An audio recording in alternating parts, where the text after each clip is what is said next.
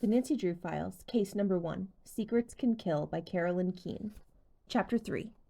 The warning bell rang just as Nancy and Daryl left Mr. Parton's office. Together they fell into step with the crowd of kids hurrying to their homeroom classes. Out of the corner of her eye, Nancy caught Daryl looking at her, a strange little smile on his lips. "What's funny?" she asked. "Nothing." Daryl laughed softly and shook his head. "It's just that I've never met a detective, especially a beautiful redhead who drives a Mustang." Nancy laughed too. "Well, I've never met a senior who drives a Porsche. It's my favorite toy." They rounded a corner, and Daryl casually put his hand on Nancy's shoulder to guide her out of the way of a group of kids coming in the opposite direction. "I'll have to give you a ride sometime, show you what it can do." At the touch of Daryl's hand, Nancy felt a delicious tingling sensation, and suddenly she found herself wondering what it would be like to have Daryl's arms around her. Daryl Gray was a powerfully attractive guy. "Do you think it would be good for making fast getaways?" Nancy went on in the same teasing manner. "Sure," Daryl replied, leaving his hand where it was. "But I hope you're not planning to make a getaway real soon. After all, we just met. And besides, I have a mystery to solve, remember?" "Right, and I hope it takes a long, long time." They were both laughing and looking into each other's eyes as they turned another corner and bumped into what felt to Nancy like a rock wall. "Sorry," the wall said. Nancy touched her nose to make sure it wasn't broken, and then smiled at the guy, who was big and handsome and built like a truck. "Walt, meet Nancy Drew. She's a transfer student," Daryl said smoothly. "Nancy, Walt Hogan." Nancy smiled again, remembering what Bess had said about Bedford's football captain. Hunk fit him perfectly. "Yeah," Walt said, not returning her smile. "Nice to meet you." Walt strode off, and Nancy turned to Daryl. "He seemed a little angry," she commented. "Yeah, he hasn't been Mr. Friendly lately," Daryl agreed. "And you should see him in action on the field. He's like a bear just out of hibernation, mean and hungry. I don't suppose he's a video freak by any chance. I thought detectives were supposed to be more subtle than that." "Why should I be subtle with you?" Nancy teased. "You're my contact, aren't you?" Daryl's hand tightened on Nancy's shoulder. "I sure am," he said softly. Nancy and Daryl were standing in front of Nancy's homeroom class, waiting for the final bell to ring. About 10 other kids were waiting too, and as Nancy laughed at Daryl's last remark, she caught a girl staring at them. The girl was blonde, pretty in a tough, hard-edged kind of way, but she didn't look too friendly, Nancy thought. She was watching Daryl intently. Then, as someone called out, "Carla!" she moved her eyes to Nancy's face for just a second before turning away. In that brief instant, she gave Nancy the strangest look. It wasn't a look of dislike, Nancy thought. It was more like a challenge. She wondered how much this Carla knew about her. The final bell rang, and Daryl gave Nancy's shoulder another squeeze. "I guess this is it for now," he said. He leaned so close that Nancy felt his breath on her ear. "You're on your own, detective." Actually, Nancy didn't expect to do much detecting on her first day. She was new in school. She had to find her way around, get used to the rhythm of the place, and meet a few people before she could start asking questions. Part of Nancy's cover was to act like a new girl, lost and a little out of it, which was easy since that was how she felt. Daryl wasn't in any of her classes, and she didn't know anyone else. Most of the kids ignored Nancy. The first really friendly girl she met was a pretty blonde with aquamarine eyes who waylaid Nancy after English. "Hi, I'm Sarah Ames," she said. "You're new here, aren't you?" "My name's Nancy Drew, and you're right, I'm brand new." "Well, don't worry, you'll fit in fast," Sarah said. "But I wanted to get to you before anyone else did." "Oh?" Nancy wondered if Sarah might have some secret information. "I'm editor of the Bedford Sentinel," Sarah went on, "and we're desperate for people to work on the paper. I noticed in English that you can at least read and write," she joked. "And I bet you're going to be popular, so you'll have lots of good contacts. The Sentinel's fun. What do you think?" Nancy smiled to herself at the thought of her contact. She smiled at Sarah, too, for making her feel welcomed. "Thanks for asking," she said. "Let me feel my way around a little more, okay? Then I'll let you know." "Great. There's a staff meeting tonight, room 215. I hope you can make it."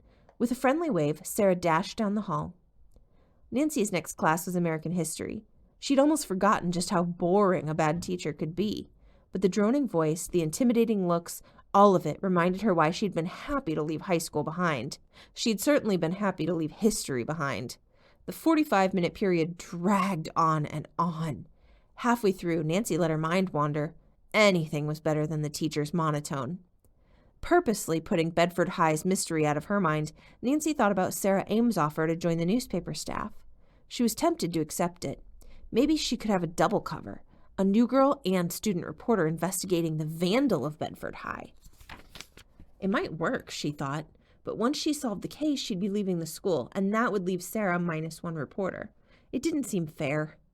When American history was finally over, Nancy heaved a sigh of relief along with the rest of the students. "Class," the teacher called over the noise of the final bell.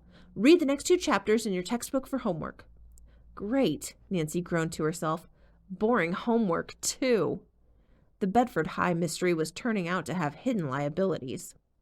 On the way to lunch, Nancy spotted Sarah Ames at the entrance to the cafeteria and decided to tell her she wouldn't be joining the newspaper. That way Sarah wouldn't feel hurt when Nancy didn't show up at the staff meeting. "Hi," Nancy said.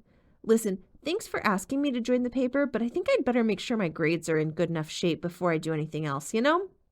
"Okay," said Sarah. "I understand. Just let me know whenever you're ready." "Thanks," said Nancy. Sarah rushed off, and Nancy entered the cafeteria. She looked around uncertainly. Where should she sit? At that moment, she heard someone call her name. Turning, she saw Connie Watson waiting in the cafeteria line. Nancy knew Connie's name because the teacher had called on her in French class. Connie's face had turned the color of a ripe tomato as she'd given her answer, and after class, Nancy had noticed that no one walked out of the room with her. Connie was slightly pudgy, but her eyes, though anxious and a little fearful, were friendly. She smiled shyly and said, "Hey, would you like to eat lunch with me?" "I wish I could," Nancy said sincerely, "but I've got to talk to the counselor about my schedule. I've been stuck with 2 gym classes. Can you believe it? I'm just going to grab a yogurt and keep going." What Nancy really wanted was a chance to snoop around the video lab, providing it was empty. If it wasn't, maybe she could ask a few innocent questions. After promising Connie that she'd sit with her the next day, Nancy paid for her yogurt, headed down the hall, turned a corner, and stopped. "Some detective you are," she told herself. "You didn't even bother to find out where the video lab is." Nancy was about ready to go back to the cafeteria and ask Connie when she saw Carla walking toward her. Nancy hadn't forgotten the challenging look Carla had given her that morning, but she put on a bright smile anyway. "Hi, this is embarrassing, but I'm lost. Could you point me in the direction of the video lab?" "Oh, it's easy to get lost in this place," Carla said with a friendly smile. "Just go to the end of this hall, turn left, and follow the hall to the end. Then go through the door on your right and down the stairs. You can't miss it." "Thanks," Nancy said just as nicely. "I appreciate it." Maybe I was just being paranoid this morning, she thought as she walked along. Nancy turned left and went down the second hall. She pushed open the door, started down the steps, and stopped. The staircase obviously wasn't going to take her to the video lab. From the look of things, it would probably lead straight to the boiler room. On the other hand, she thought, maybe Carla really is a prime pain in the you-know-what. Or maybe Carla had something to do with the anonymous videotape. That might explain why she would go out of her way to steer Nancy away from the video lab. Nancy was moving back up the stairs when she heard a scuffling sound from below. She stopped. Listening then, she heard a muffled shout. "Just lay off, Jake," a voice said. "I've given you what you want, so get off my back." The voice grew angrier. "You're a nobody, Webb. A real waste of space. Why don't you make like a ghost and vanish?" Footsteps pounded up the stairs. Before Nancy could move, Walt Hogan, the surly star of the football team, was beside her. He wasn't just surly, though. He was furious, his face flushed with anger.